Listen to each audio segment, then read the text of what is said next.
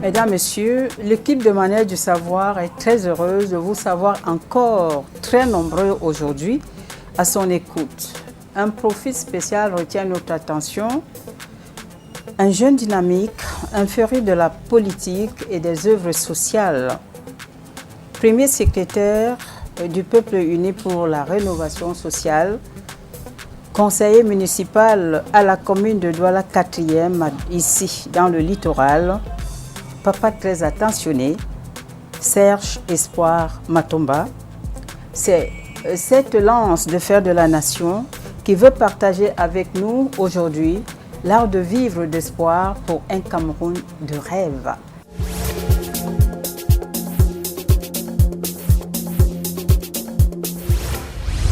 Bonjour Serge. Bonjour, c'était un grand plaisir pour moi, n'est-ce pas, de vous recevoir ce jour dans nos modestes locaux, dans notre permanence du Peuple uni pour la rénovation sociale. Vous avez souri hein, quand on a parlé de ce Cameroun, espoir pour un Cameroun de rêve. Vous savez, on ne saurait vivre sans rêve. On ne saurait vivre sans une véritable vision. Et réaliser un rêve, c'est quelque chose de très bien. C'est certes difficile, parce qu'il faut non seulement de la volonté, mais il faut de l'endurance, la persévérance, et il faut être surtout réaliste. Et quand on réalise donc un rêve, on ne peut qu'être fier, on ne peut qu'être content.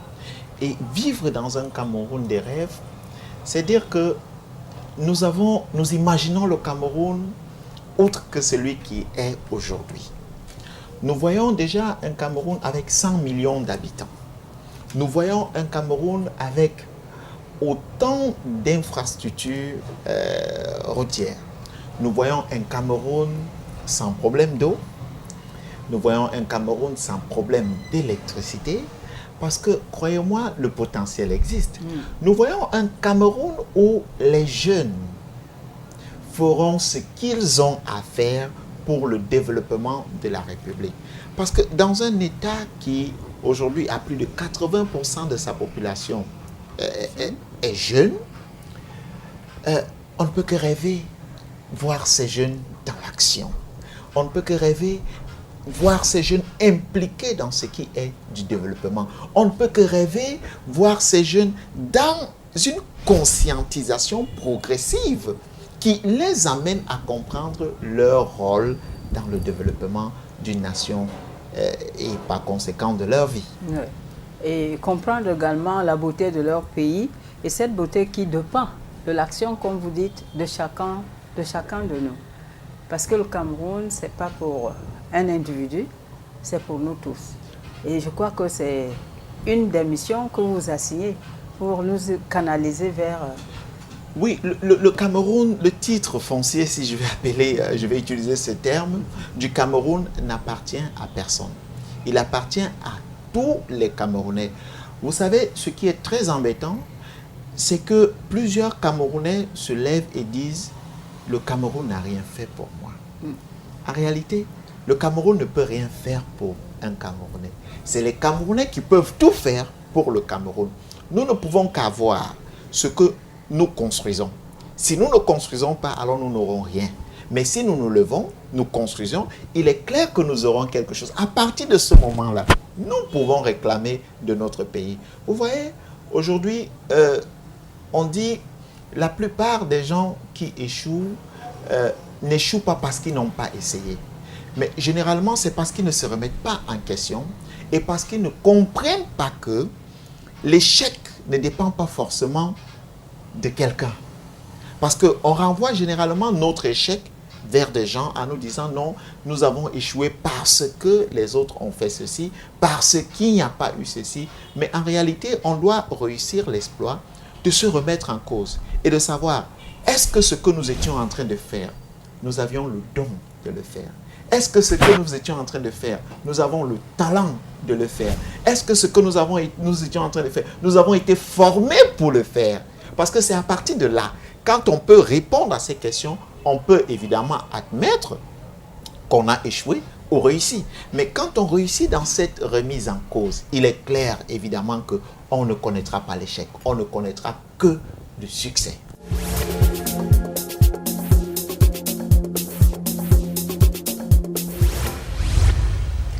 Que de succès. Et quand vous parlez du fait qu'il faut se remettre en cause et ne pas demander ce que le Cameroun a fait pour nous, mais ce que nous faisons pour le Cameroun, ça nous renvoie au niveau d'un grand économiste nippon-américain, Robert Kiyosaki, qui justement parlait de ces deux parents, l'un pauvre, l'autre riche. Et le pauvre se plaint du fait que c'est les enfants qui font qu'ils soient pauvres. Par contre, le riche dit c'est grâce à vous que je travaille pour que je sois riche. Donc, ça nous amène à comprendre qu'il faut poser l'acte, il faut oser. Ça vous dit? Il faut oser. Je me souviens du discours du chef de l'État il y a quelque temps, je pense que c'était au congrès, au dernier congrès du RDPC, où il demandait aux jeunes d'oser. Je le dis toujours, à partir du moment où on le dit, on doit aussi comprendre que les jeunes aujourd'hui, les Camerounais aujourd'hui, sont l'image de ce qu'on a voulu qu'ils soient. Parce qu'en réalité, vous voyez, quand je parle d'échec, je parle de la remise en cause personnelle, individuelle, générale. Mais il y a un facteur très important dans l'échec d'un ensemble ou d'une personne. Il y a l'environnement. Vous savez, la façon dont on crée notre environnement, c'est ainsi qu'on réussit à émerger dans cet environnement ou à être immergé dans cet environnement. Et j'ai toujours dit, nous le disons chaque jour au sein de notre formation politique, l'éducation est la base du développement d'un pays, d'un individu, d'une ville, d'un quartier, comme vous voulez, mais l'éducation est la base. À partir du moment où tout est faussé au niveau de l'éducation, on ne peut pas s'attendre à grand chose. Bon, quand le chef de l'État vient dire, il demande aux jeunes d'oser. Oui, les jeunes doivent oser. Mais est-ce que l'environnement favorise cette culture aux jeunes aujourd'hui? Quand je dis est-ce que l'environnement favorise, c'est pour dire quoi? Il y a des jeunes qui osent, mais qui rencontrent énormément d'entraves. Je ne veux pas dire que nos aînés sont aussi méchants, parce que nous sommes les enfants de nos parents. Nous sommes des petits frères de nos aînés. Et à des moments, vous voyez, quand les jeunes, je rencontre plusieurs, parce que je suis moi-même jeune, plusieurs passent là et je viens en appui à plusieurs qui marchent des mois à essayer de trouver un emploi, qui marchent aussi longtemps, aussi péniblement. Mais chaque fois qu'ils arrivent quelque part, on va leur demander, généralement dans leur CV, l'expérience. Vous avez combien d'années d'expérience? Mais voyez-vous, ce sont ces personnes qui n'ont jamais eu l'occasion. On ne leur donne pas l'occasion de s'exprimer. Et quand ils sont donc bloqués par une histoire d'expérience, vous comprenez qu'à ce moment, il y a un problème. Et c'est pour cela que je dis, l'environnement est très important. On ne peut qu'avoir l'image de ce qu'on a créé. Nous avons un système éducatif aujourd'hui au Cameroun qui éduque pratiquement plus de 90% de personnes dans les sciences littéraires. Mais nous voulons développer le Cameroun. Je ne dis pas que la science littéraire ne développe pas un pays. Il n'y a pas que la science littéraire qui développe un pays. Pour un bon développement, on doit réussir à inverser. Soit, si on ne peut pas inverser au même chiffre, au même potentiel, on peut quand même prendre 88% des personnes dans les sciences techniques et 12% dans les sciences littéraires. Voyez-vous, à partir de là, on ne pourra pas se plaindre de la non-implication des jeunes ou de la non-prise de conscience des jeunes. Pourquoi? Parce que si on veut développer le Cameroun par l'agriculture, c'est un exemple, à partir de ce moment, on aura des ingénieurs qui sont formés dans les études de sol. On aura des ingénieurs qui sont formés dans la machinerie, qui pourront créer des machines qui vont permettre à cultiver le sol. On aura des ingénieurs qui seront formés dans la création des machines qui vont transformer les produits alimentaires. On aura des ingénieurs qui seront formés dans, n'est-ce pas, la distribution des produits alimentaires. On aura des ingénieurs qui seront formés dans la construction des routes. Vous comprenez un peu? À partir de ce moment-là, oui, nous pouvons prétendre dire que nous pouvons nous développer par l'agriculture. Mais si nous le pensons ainsi, imaginez le nombre d'emplois qui seront créés. Aujourd'hui, au Cameroun, nous avons pratiquement 300 000 diplômés qui sortent chaque année. On a pratiquement 180 000 prêts à l'emploi. Mais la question est, est-ce qu'ils ont reçu des bonnes formations pour apporter un plus, ou est-ce qu'ils ont reçu des formations générales, je veux dire, d'analystes, pour pouvoir continuer dans l'analyse au lieu d'entrer dans l'action? C'est justement à ce niveau que je crois que l'environnement, mais qui, encore une fois de plus, est influencé par l'homme. C'est-à-dire, ce sont les actes que nous posons qui favorisent l'environnement dans lequel nous vivons. Et aujourd'hui, au Cameroun, le jeune, ou alors le Camerounais d'une façon ou d'une autre, se désengage de sa responsabilité de citoyen et de patriote. Nous sommes en politique. Il est inadmissible pour nous, dans notre entendement, qu'on supplie les gens de s'inscrire sur des listes électorales. C'est un devoir. Vous voyez, quand on aime un pays, c'est un devoir. On doit le faire. Parce que nous avons la responsabilité de choisir nos dirigeants. Si nous voulons un environnement propice au développement, malheureusement ou heureusement, c'est défini par la politique. Ce sont des hommes politiques que nous choisissons qui doivent encadrer cet environnement ou alors penser la politique de développement. Mais quand on nous dit inscrivez-vous, nous pensons que c'est l'affaire des autres. Nous pensons que nous n'allons pas nous inscrire parce que les dés sont déjà jetés d'avance. Mais c'est faux. Aujourd'hui, nous sommes élus à Bonabéry. Je suis un élu à Douala 4e à Bonabéry. On n'a pas changé le code électoral pour que je sois élu. On n'a pas changé le code électoral pour que le MRC, le CPP, l'UPC ou alors l'UDC puissent avoir des sièges dans les mairies et au Parlement. C'est avec ce même code. Ça veut dire qu'à partir du moment où il y a de la volonté, mais tout le monde a vu la volonté que la population de Bonabéry a manifestée, comment elle s'est levée, et aujourd'hui, nous sommes des élus. Je l'ai dit, à Yabassi, l'UFP a gagné le RDPC à la mairie. Parce que les gens ont décidé de voter contre le RDPC. Et ça s'est passé. Au Pays-Bas, si je vais utiliser ce mot, c'est la même chose qui s'est passé pour que l'UPC récupère des sièges au RDPC et que l'UPC soit aujourd'hui au Parlement et occupe des mairies. C'est la même chose qui se passe dans le Noun. C'est la même chose qui s'est passée à Douala 1er où le CPP a des élus. Donc, c'est pour dire que quand il y a de la volonté, nous pouvons faire changer les choses. Je le dis bien, nous sommes dans un État démocratique. Il faudrait que nous utilisions le mécanisme démocratique pour faire avancer les choses. Il ne faut pas croire à la fatalité. Ça n'existe pas. Ça n'existe pas. Il ne faut pas croire à la fatalité, je le dis bien. Si vous dormez, il est clair et c'est sûr et certain que votre vie et celle de votre entourage aura un impact négatif. Mais si vous vous levez, vous vous dites, nous devons nous battre. Je ne voudrais pas entrer dans, je ne voudrais pas vous citer autant d'exemples, mais rassurez-vous, la plupart des personnes qui ont réussi parce qu'elles se battent. Tout à fait. Et je vais aller plus loin. Le système éducatif occidental nous façonne.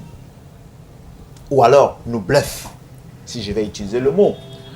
Pourquoi? Aujourd'hui, je me rappelle lors de la dernière visite du chef de l'État français au Cameroun, où il déclarait qu'il y a près de 75 000 étudiants camerounais en France. Imaginez 75 000 étudiants. Faites le chiffre 5 millions par an, parce que c'est plus ou moins ce que chaque parent dépense par an pour son enfant qui se trouve en Europe ou en France, pour parler de la France. Faites le chiffre, ce que c'est annuellement. Et si les étudiants doivent rester 3 ans, 4 ans, 5 ans, ce que ça veut dire. Mais pourquoi est-ce que ce système nous façonne? Parce que la France a créé des modèles. Oui, la France, qu'est-ce qu'elle a fait? Elle a pris 2, 3, 4 Noirs, a dit, voilà des Noirs qui ont réussi parce qu'ils ont étudié dans notre système. Voilà ce qu'ils sont devenus. Et qu'est-ce que nous on fait? On dit, on doit les imiter. On doit envoyer nos enfants pour qu'ils deviennent comme eux. Mais en réalité, est-ce que nous avons réussi l'alchimie de repenser notre système éducatif? Est-ce que nous avons réussi l'alchimie de créer des modèles? Non, nous fuyons cela. Pour toute réussite, il faut des modèles. Les gens ont besoin des références. Au Cameroun, par exemple, les jeunes peuvent se référer à qui? Comme jeunes. Vous pensez que tous les jeunes doivent réussir par le football comme Samuel Eto'o? Ou bien réussir des coups d'éclat ou des coups de chance comme Franco dans la musique pour dire que nous avons réussi? Non. Pourquoi les jeunes ne peuvent pas être des jeunes entrepreneurs qui tiennent de très grosses structures au Cameroun, ou alors des jeunes leaders politiques? Il ne faudrait pas que nous réussissions à tuer le rêve. Non, le rêve se crée.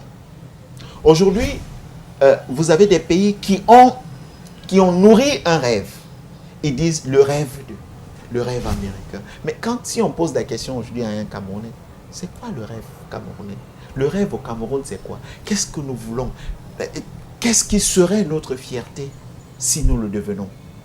Est-ce que quelqu'un aujourd'hui peut être assis et il se dit, je rêve d'être Camerounais? C'est ça la question. Mais nous devons réussir à créer ce rêve. Il se crée.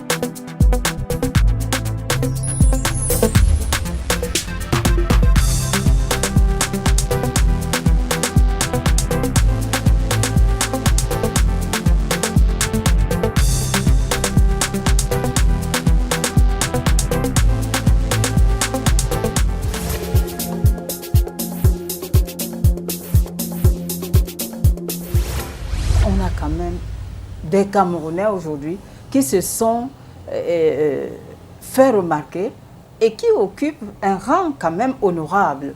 Je dis, comme vous veniez de dire, il faut que nous sortions, il faut que nous ouvrions les yeux parce qu'on est dans des sentiers battus parce que on est habitué à voir qu'il faut, c'est pas que le ministre qui peut développer le Cameroun. Mais non. C'est pas que le politicien. Non, pas du tout. Voilà, il y a d'autres repères, il y en a quand même. Vous-même, vous êtes un repère. C'est pour cette raison que j'ai parlé du système éducatif qui est à revoir dans toute l'urgence. Vous voyez, parce qu'il y a des valeurs qui ne s'acquièrent pas étant à un certain âge. Oui. L'entrepreneuriat, c'est très jeune. Très jeune. C'est la base. L'entrepreneuriat, c'est l'élément idoine du développement. Quand vous apprenez à votre enfant, dès la maison, que quand il se lève le matin, il doit déjà impérativement se brosser les dents, se laver lui-même et faire les travaux de la maison avant de se rendre à l'école. Vous essayez de le surveiller, de veiller sur lui, de voir comment il évolue. Vous l'apprenez à faire des choses simples à la maison. À l'école, on lui apprend une sorte d'indépendance dans son travail, dans le travail scolaire. Il grandit avec ses idées d'indépendance dès le bas âge. Et qu'est-ce qu'il devient plus tard? Vous allez vous rendre compte facilement que c'est un jeune entrepreneur que vous avez formé. Tout à fait. C'est quelqu'un qui ne sera pas dépendant que vous avez formé. Parce que vous lui avez appris à la maison et à l'école, c'était dans son système éducatif scolaire. On lui a montré ce que c'est qu'une indépendance. Et tout de suite, c'est quelqu'un qui n'attendra pas forcément de l'État. C'est quelqu'un qui forcément ne se tiendra pas pour dire mais qu'est-ce que l'État a fait pour moi? Parce que la valeur de l'entrepreneuriat, il aura grandi avec et il serait en train de travailler. Évidemment, c'est dans cette voie que j'invite la plupart des jeunes à se lancer. Dans l'entrepreneuriat, les secteurs sont multiples. Nous pouvons créer autant de richesses dans autant de secteurs. Aujourd'hui, nous avons un secteur qui est très innovant, qui est le numérique. Vous imaginez ce que nous pouvons faire? Nous ne sommes pas obligés de copier ce que les autres font ailleurs, mais nous pouvons créer. Parce que ce qui existe aujourd'hui a été créé par des hommes comme nous. Nous pouvons créer. Rien ne nous empêche de créer. Évidemment, on va toujours se dire que non, à la fin, il faut des moyens. Non, quand on a de la volonté, on trouve les moyens. Les moyens ne précèdent pas le projet. Il faut déjà avoir le projet et les moyens viendront après. Parce que quand vous faites un projet, dans le projet est inclus les moyens. Mais si vous vous dites qu'il vous faut d'abord les moyens avant de créer un projet, mais rassurez-vous, vous allez attendre longtemps pour avoir un projet solide. Vous voyez? Donc, il ne faut pas forcément se dire, non, c'est quand j'aurai 100 millions que je vais construire ma maison. Et c'est à ce niveau que je tire un chapeau à la femme en général, parce que la femme, dans sa pensée générale, elle dit, chérie, il ne faut pas qu'on ait les centaines de millions pour construire. Avec les 10 francs que nous avons, achetons déjà le terrain. Essayons déjà de frapper les parpaings. Essayons d'aller petit. Parce que c'est en fait ça la femme. Parce qu'elle, elle a cette capacité de prévision que l'homme n'a pas. Et c'est à ce niveau que je tire un grand coup de chapeau à toutes les femmes. Et je voudrais attirer l'attention aussi des hommes en disant, il n'est pas mauvais d'écouter celles-là que nous avons décidé d'épouser, celles-là qui ont décidé d'être, qui n'ont pas voulu, qui n'ont peut-être pas souhaité être nos mamans, mais qui le sont, celles-là qui ont souhaité être nos mamans, il n'est pas mauvais de les écouter. Nous devons prêter une attention. Il est clair que nous avons des facultés qui sont propres à nous. Nous ne serons jamais pareils, nous n'allons jamais penser pareillement, mais nous avons besoin d'elles pour mieux avancer, toujours.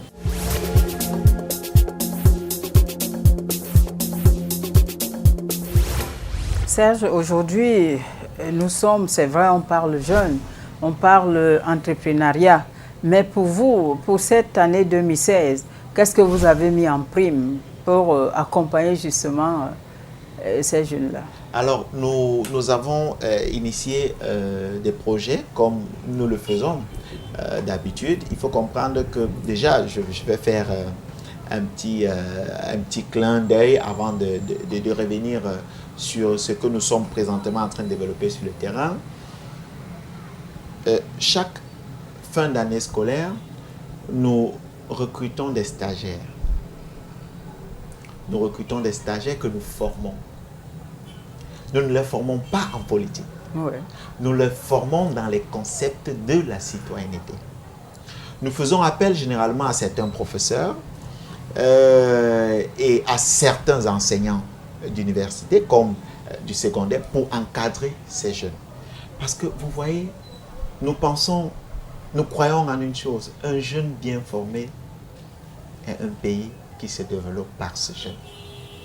Et nous nous disons généralement, au lieu d'acheter autant de choses et de nous mettre à distribuer, quand on vous donne, vous avez de la connaissance, ça vous permet d'acheter tout ce dont vous avez besoin. Tout à fait. Vous êtes un homme libre déjà.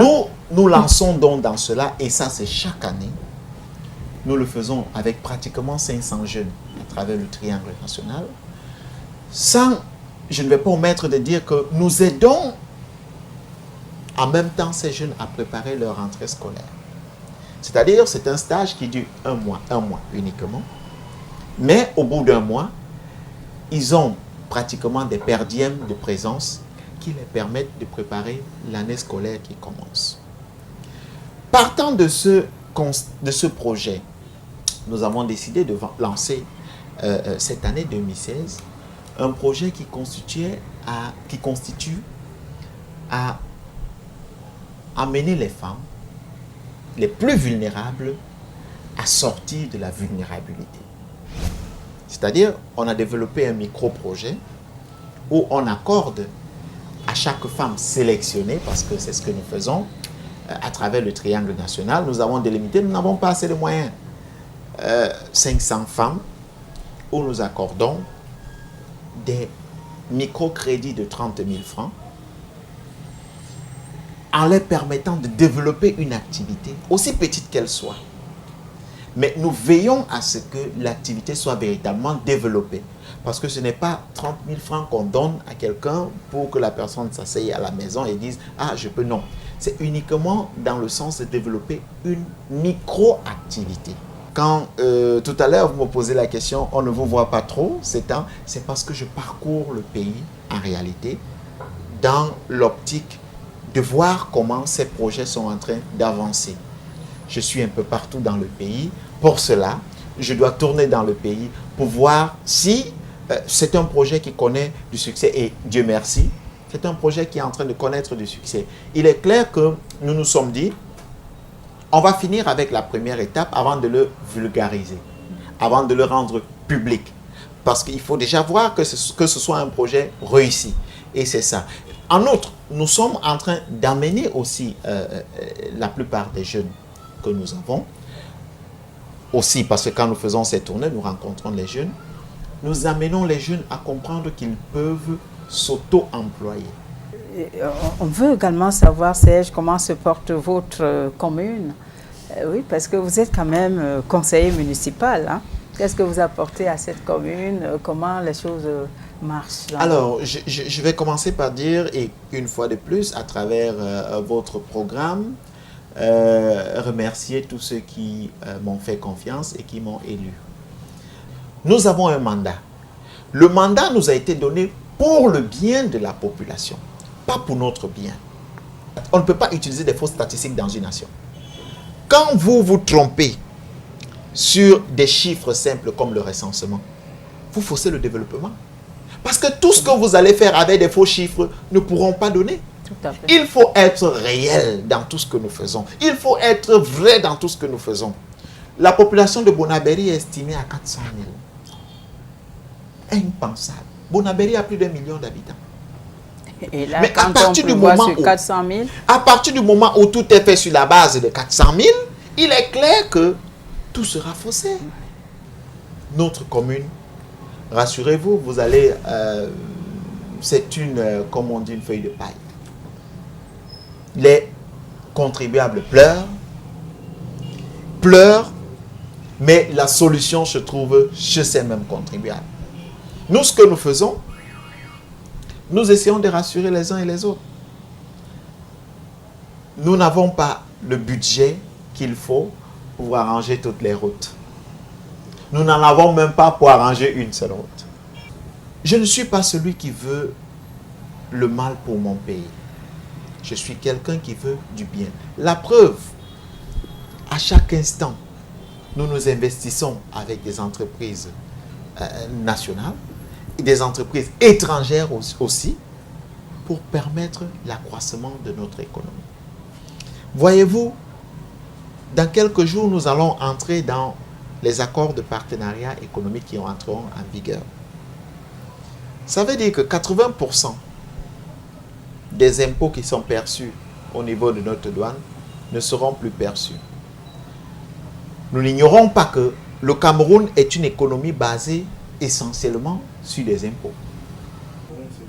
Alors, ça veut dire que 80% des produits, les produits qui entreront de l'Occident ne paieront pas les taxes à hauteur de 80%.